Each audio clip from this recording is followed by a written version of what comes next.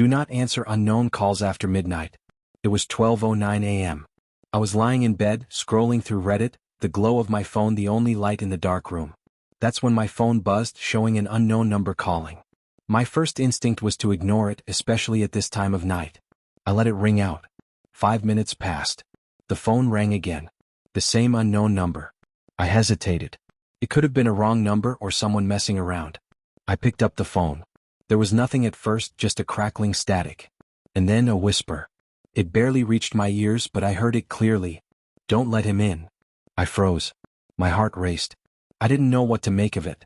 I hung up immediately, convinced it was a prank call, something ridiculous. But then my smart speaker in the living room turned on. On its own. It had never done that before. The speakers crackled, and then an old radio broadcast started playing.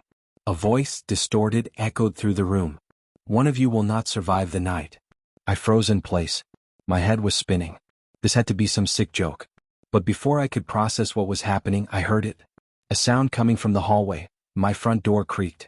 I live alone. I grabbed a kitchen knife and moved cautiously toward the hallway. There was no one there. I checked the door. It was locked, just as it had been before. But then I remembered something, the hallway camera. I had a security camera set up and it had been recording. I checked the footage. The timestamp read 12:20 a.m. In the video I saw a tall, dark figure standing by the door. But the oddest thing was, the figure wasn't there anymore. It was gone. I didn't know what to think. Was this some kind of prank? A glitch?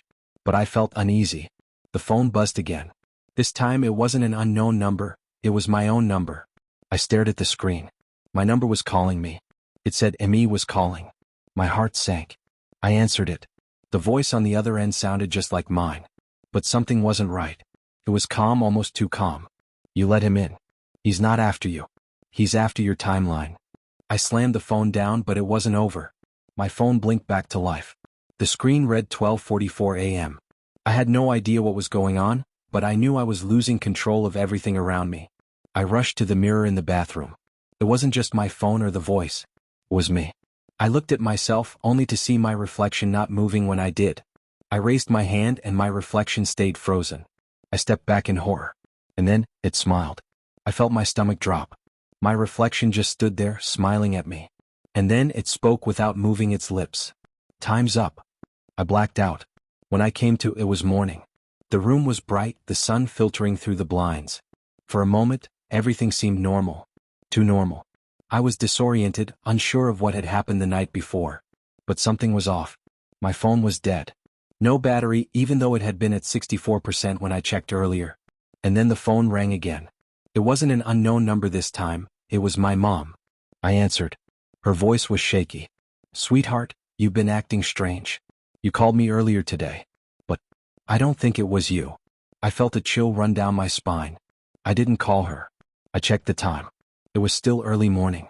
But I couldn't explain what had just happened. I grabbed my phone. It was dead. Again. I looked into the mirror. This time I saw it more clearly. My reflection blinked twice. I only blinked once.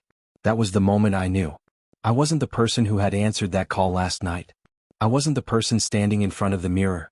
Someone, or something, else was wearing my face. And it was coming for the rest of me. Ending note.